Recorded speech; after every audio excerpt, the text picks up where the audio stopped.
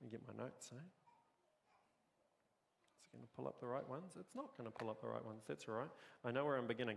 Hey, before we get started with where we're heading today, I just want to give us, we've had a couple weeks off since we've finished our series in February, where we've spent a bunch of time listening to God and maybe hearing what He might be saying to us and to our faith community. So I just want to give you a little bit of an update on where we've landed, where we've been sort of thinking and praying as elders over what's come out. It was a really, really, really positive time. And there was probably three main things that we really felt that God had impressed upon us through words that people had shared or emails that I'd received or just the senses we were together. Number one, the first thing was a really clear encouragement from God that we're heading in the right direction. That the areas that we've been investing in, he is proud's probably the right word, I'm not sure, but that these are the right spaces for us to be investing, that the things that He's been calling us to do, He's calling us to continue in.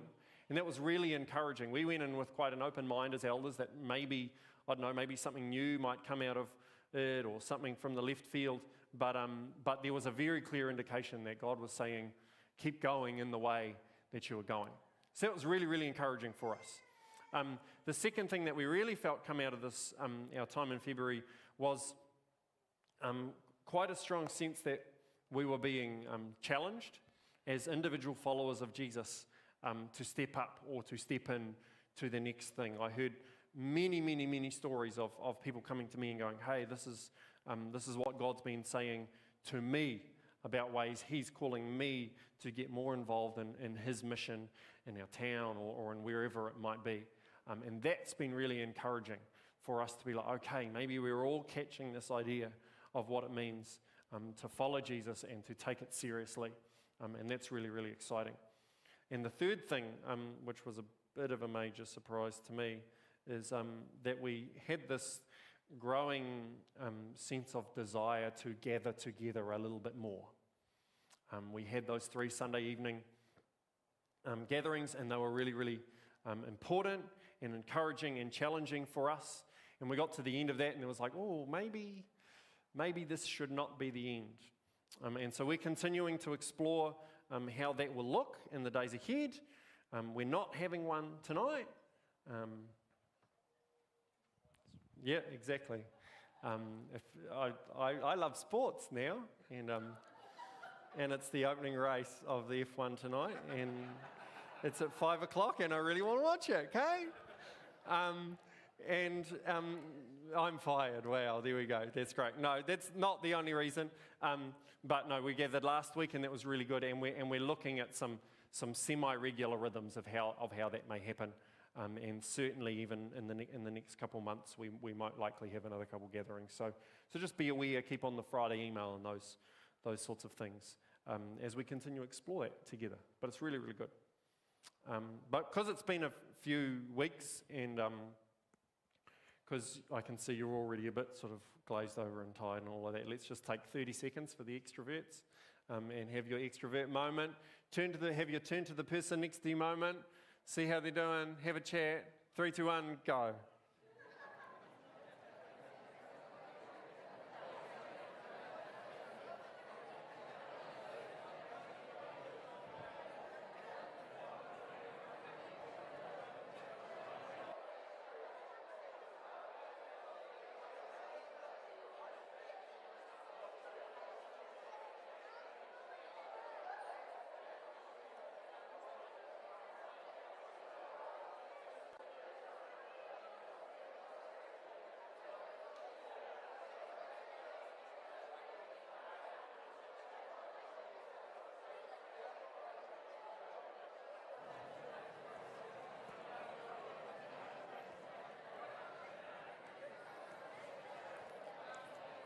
Right, I said 30 seconds and I've given you a minute, so sorry, only one person in each side of the conversation got to have a conversation, but that's okay. Okay, quick poll. In that conversation that you just had, how many of you had some kind of conversation around how you're doing and how life is going? What did you talk about then? Put your hand up a little bit louder, higher, so I can feel that some people did. Okay, right, exactly, right. And for the introvert in that conversation who didn't get to speak because the other person just chatted away for the whole minute, I'm just asking this question of you. In the response that you were getting of how they were doing, how many of you would characterize what they were sharing as busy?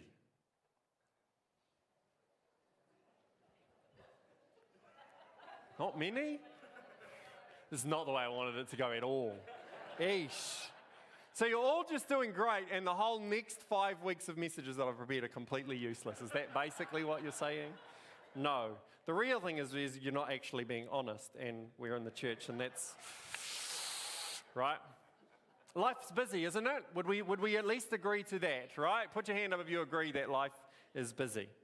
We've got work, we've got the church, we've got family, we've got friends to spend time with. We've got kids' sports, right? Kids' sports, right? We've got breakfast, lunch, and dinner, which is always a thing to have to deal with. We've got the laundry to do, the groceries to buy, the lawn to mow, the bills to pay, and the emails and the texts and the phone calls. And there's all the extra stuff that just comes up that we have to do, right? The realities of life. They're not good or bad, they just happen. A kid wets the bed and we've got to deal with the extra load of laundry. Or the car breaks down and there's the days of dealing with that. And then obviously for us in the midst of where we are at in Matamata, right? The death of a friend or relative and all that happens in our life in those moments. And on top of just the things that are necessary or the things that just come up that have to happen, there's all of the things that we ought to do, right?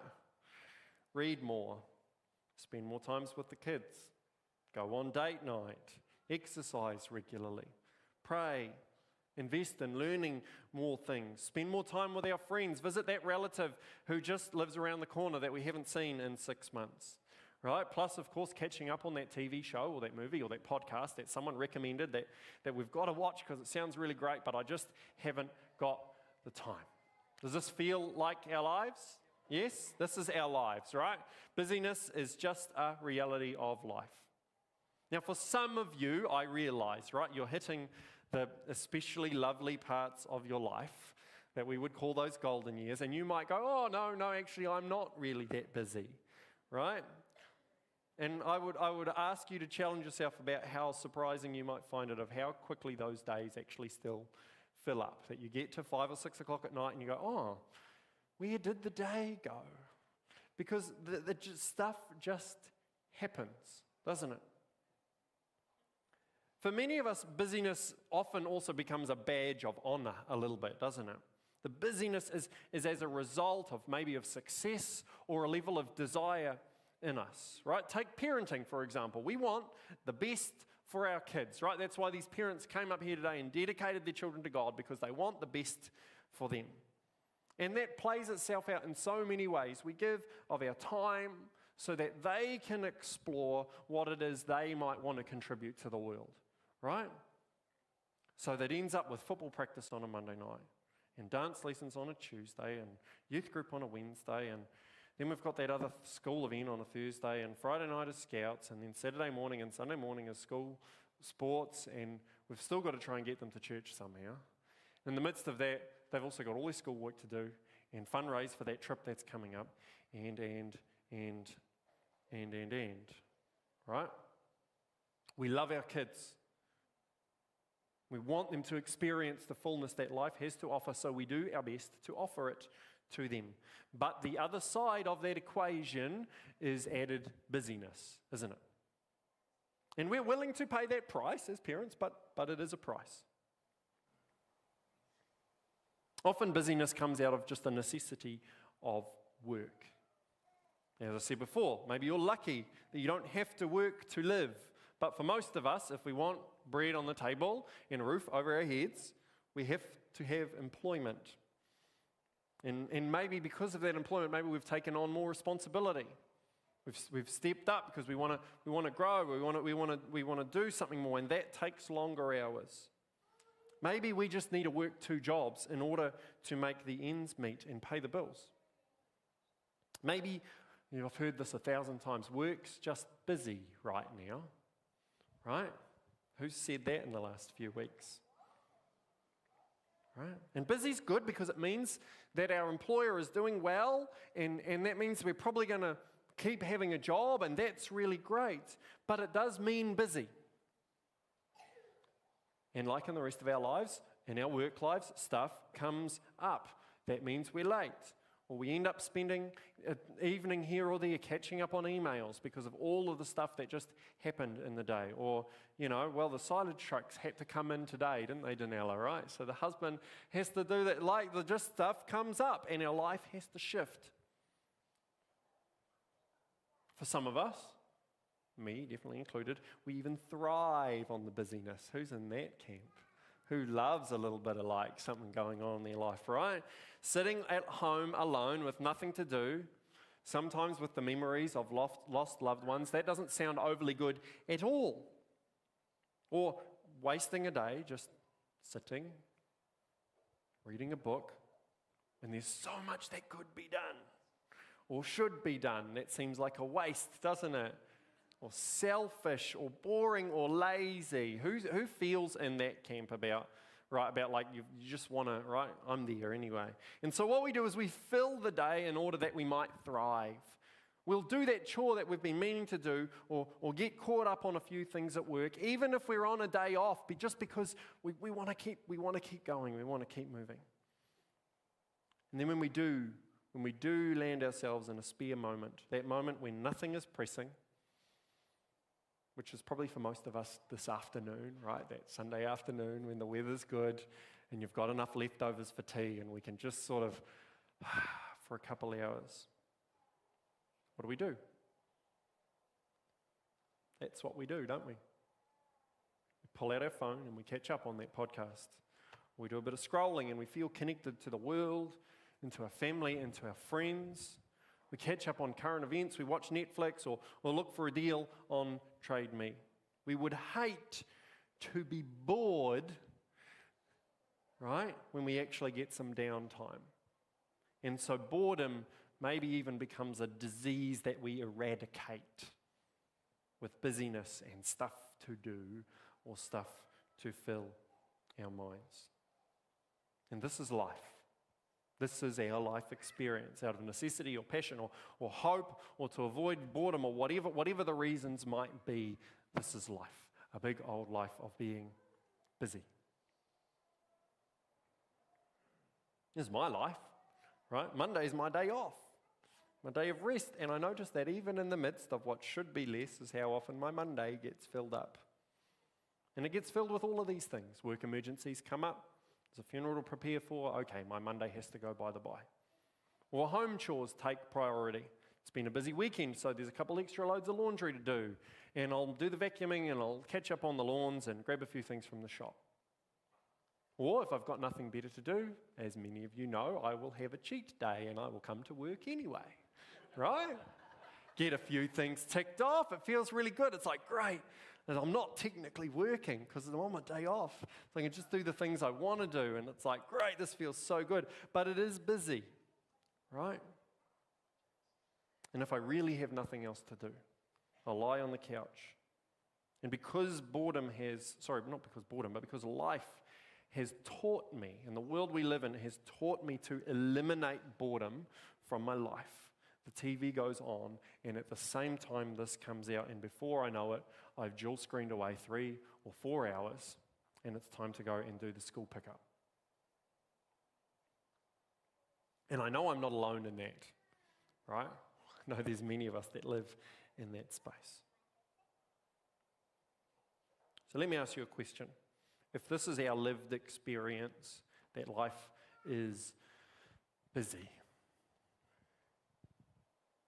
okay, it might feel good, or it might be necessary, or it might seem fulfilling, or it might actually be fulfilling to achieve, or to prosper, or to grow, or to accumulate. But if I were to really ask you about your life, would you say that the busyness of it all feels right? Would you really say your life is more complete the more you fill it up? That's what I want us to grapple with today. Does our busy lives actually fulfill us and our purpose? or is it just filling? I think if we're being honest with ourselves, I think most of us would agree, right? That maybe something is a little off. Solomon says as much in Ecclesiastes, doesn't he? He says this. He says, meaningless, everything is meaningless, says the teacher.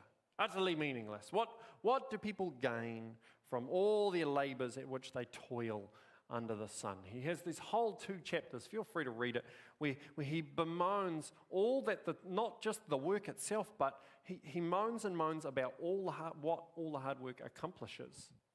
He talks about wisdom, and he talks about pleasures, and all of these great things that he got because he worked hard.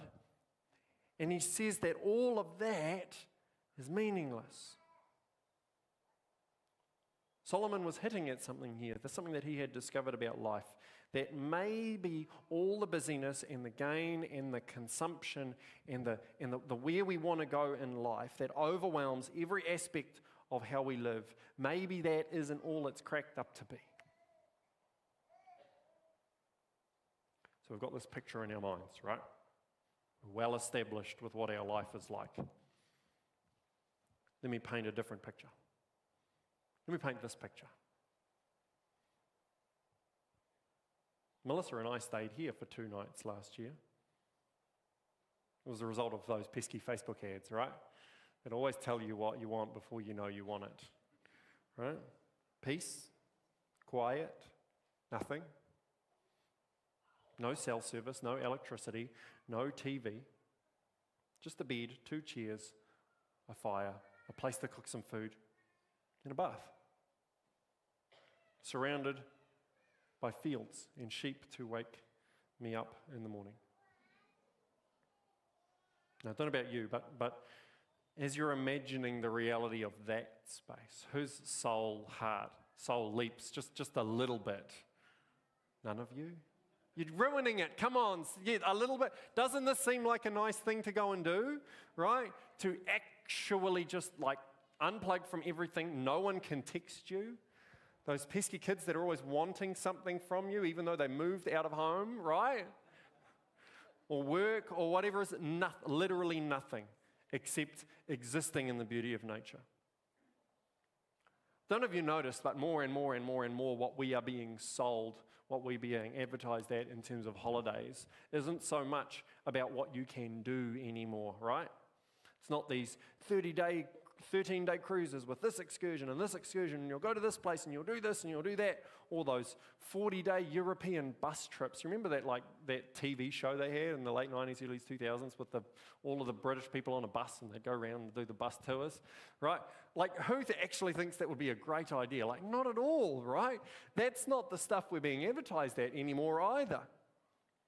Because the collective desire of humanity, I think, is changing to not just want to go on holiday to experience something new. When we have a holiday, most times we're yearning for what we don't have to do rather than new things we're going to do. Now, the idealized holiday that we are sold is space, is time. They use this word all the time, don't they? Escape, right? Have an escape to this thing. And so we will, maybe not gladly, but, we might choose to pay $200 or $300 a night for the privilege of no electricity or Wi-Fi, right? Just because our hearts yearn for a break from the busy, from an escape of the mouse wheel that our life feels like. And of course, as is the case in 21st century first world countries, someone has commercialized it and capitalized on it, and they're making money off of it, right? But what does this tell us? What does this tell us about this desire for something different? What does it tell us about the life we're leading? And what does it tell us about how we're called to follow Jesus? Because who really cares what the world tells us about what type of holiday we should have, right? Let's consider quite deeply the why.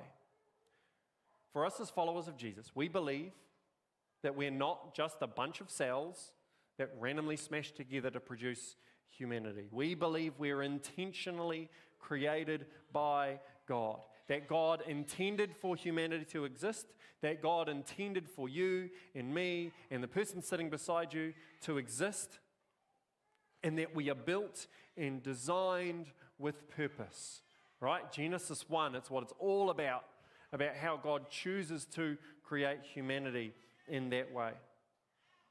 So the natural extension of that belief is that this yearning for actual space, for actual breathing room, yearning to escape the busy for just a night or two, could perhaps be more than just a bodily response. That it could perhaps be a spiritual response to us maybe not living completely in step with the way God has designed our bodies to work. That maybe the busy life we lead might be a little bit broken and less than God intended. And deep down we know that, and we desire something better, which is why we just want to escape and run away to the hills, right? The hills are alive, right? That's what we want to do. Love that movie. It's great. Didn't get to watch it last night.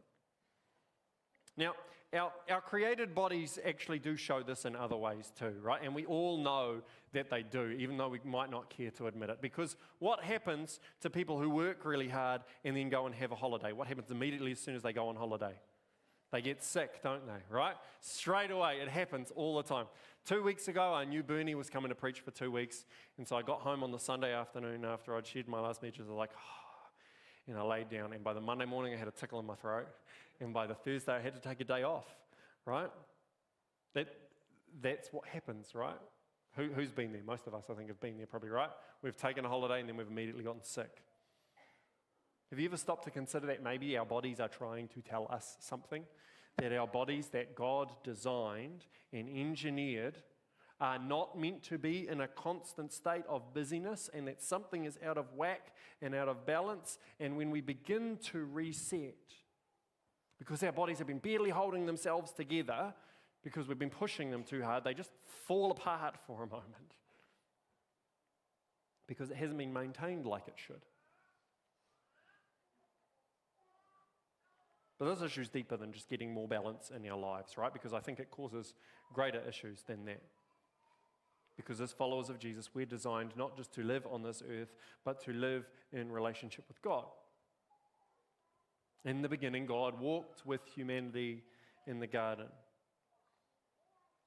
So for those of you who would agree that you lead a busy life, I know there are some of you who don't, and that's cool. I want to know more about that.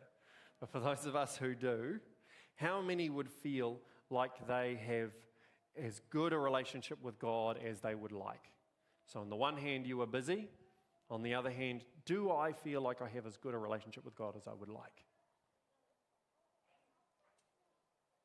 Who would feel they spend all the time that they would want with God?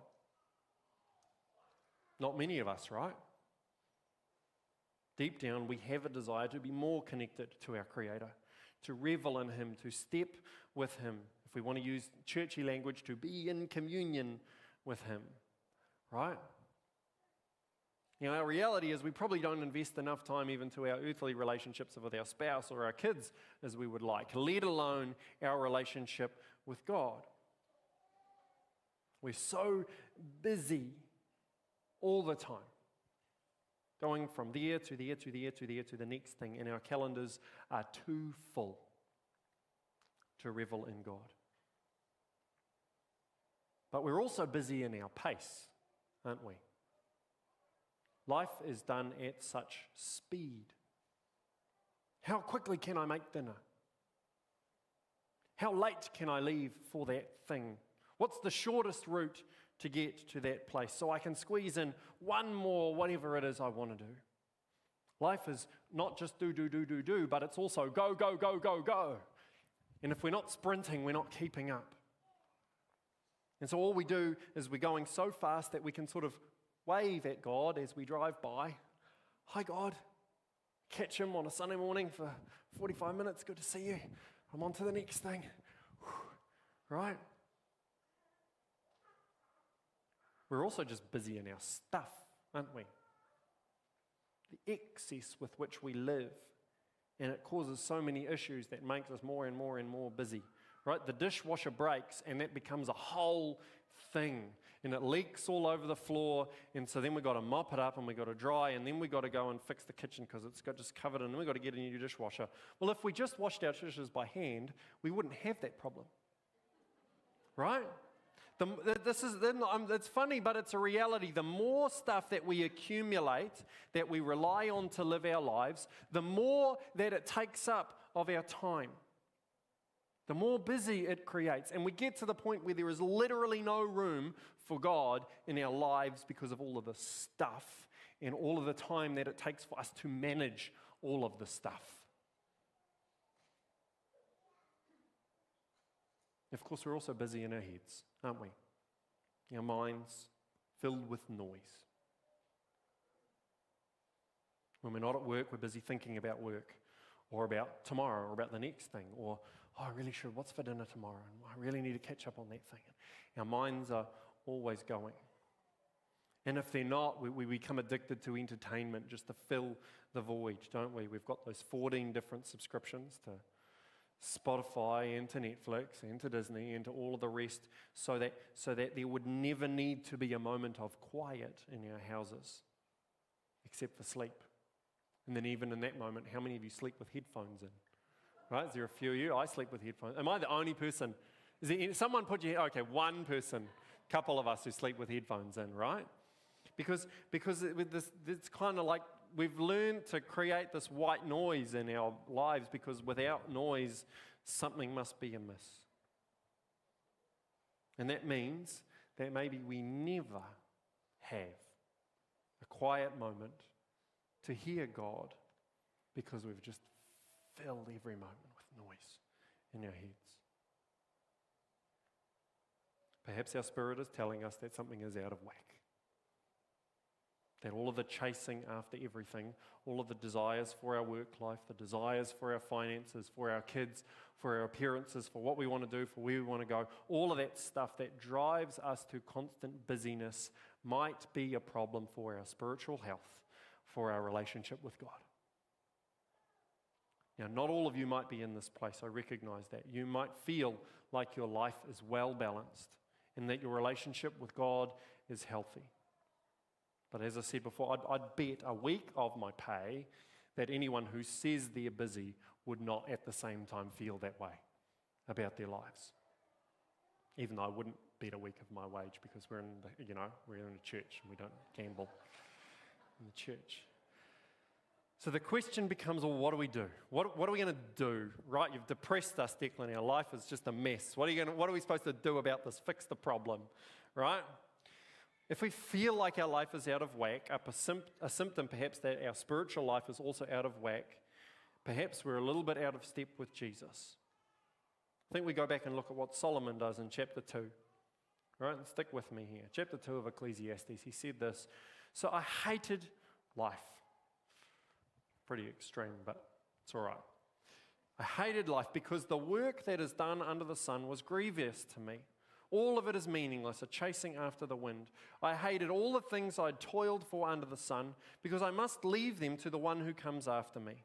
And who knows whether that person will be wise or foolish, yet they will have control over all the fruit of my toil, into which I've poured my effort and my skill under the sun.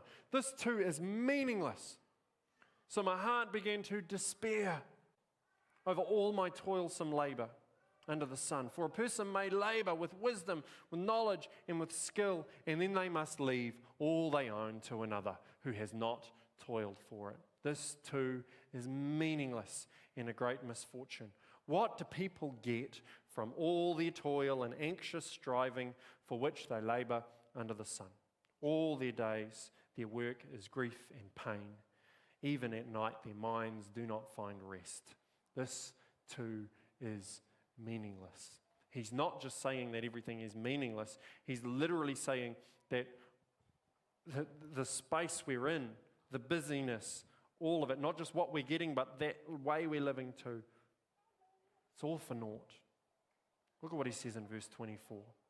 A person can do nothing better than to eat and drink and find satisfaction in their own toil. This too I see is from the hand of God, for without him, who can eat or find enjoyment? Something really powerful is going on here in what Solomon is expressing. In any good 12-step recovery program, step one is acceptance, right? Accepting that we have a problem. Solomon recognizes that all of the everything, all of the chasing and the investment and the time and the energy and the effort and the mind, the sleepless nights, it's all extraneous. He recognizes that it shouldn't be the driving force of his life because it doesn't get the results it promises. It's all mist, it's all a chasing after the wind. He realizes that after all he's done and everything he's gained, the best type of life is simple. Finding enjoyment in life through relationship with God. That life is better full of him than it is full of everything. That's what Solomon figured out.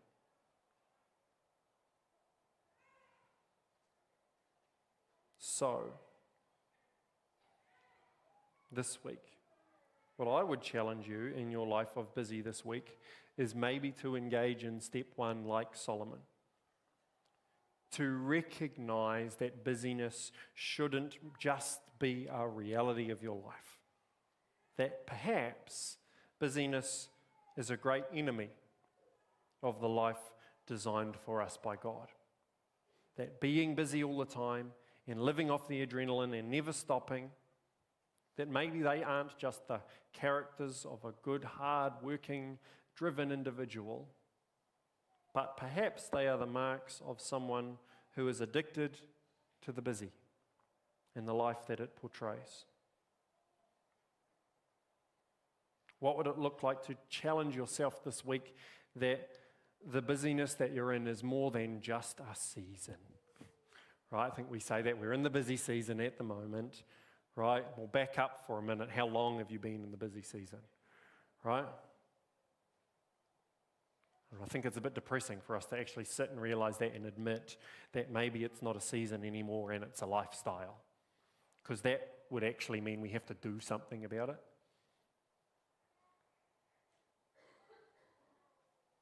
What could it look like this for us to identify the busyness in our lives as a real problem, not just a little issue, but a major issue, something that we have to actively fight against, not just something we can ignore in the hope that it will go away. Perhaps our homework this week is to identify in which ways busyness has distracted us from a fuller relationship with God. So our challenge for this week is simple. Instead of so quickly reaching for solutions, you just want me to tell you all the answers this week, and it ain't going to happen. Otherwise, I'd have nothing to preach on for the next 4 weeks, right? So this week, instead of just, how can I fix this? How can I make my life more full of God and less full of my life? What could it be this week to just take stock, to look at our lives and to assess where busyness has become a problem? Where busyness has become a roadblock to a more fulfilled relationship with God. I'd love you simply to do a stock take of your time, of your pace, of your stuff, of your mind, to see where perhaps you need to make more room for God by fighting off some busyness. And then for the next 4 weeks, we're going to take some time to tackle these 4 areas of busyness in our lives and get a handle on some weapons to battle against that busyness rather than just submit to it. Some powerful spiritual disciplines that will create more space for us to encounter God in every aspect of our lives. Doesn't that sound like something we want? Yeah. That's why we're calling this series Battling Busyness.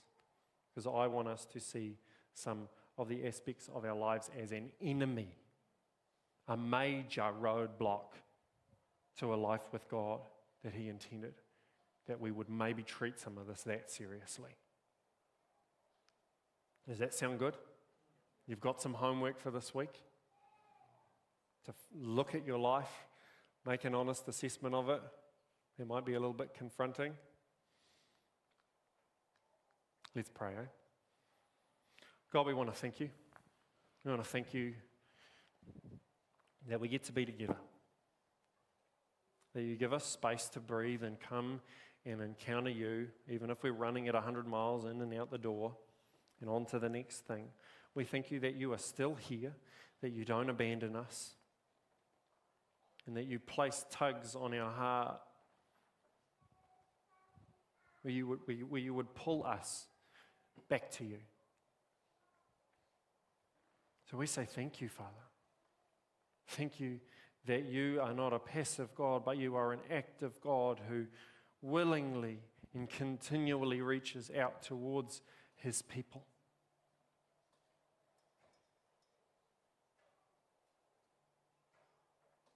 So we give you praise today, God, that you are here and you are with us. And this week as we go about our lives, even if nothing changes, even if nothing about how we do or what we do or how we think, if it all remains the same, God, this week would you give us eyes to see the places where we're choosing the mouse wheel over you, or the ways in which the mouse wheel is distracting us from you. And would you maybe just help us to make a note and stick that in our phone and go, hey, maybe this is something I need to look at. And I pray that as we continue in this over the next few weeks, God, that you will challenge us mightily, that we would have the courage to live a life full of you and not just full of the necessities of every day. Thank you for your faith and your favor and your love towards us, God.